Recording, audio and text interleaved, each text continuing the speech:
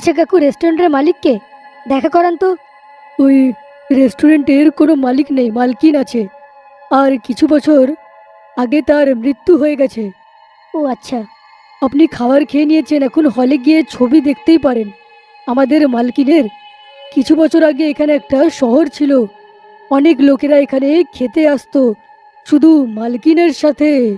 হ্যাঁ নিশ্চয়ই। তারা খাবার খেয়ে অন্য রুমে যায় যেখানে মালকিনের ছবি লাগানো থাকে। কত সুন্দর ছিল না মালকিন, একদম কোনো রানীর মতন থাকতো।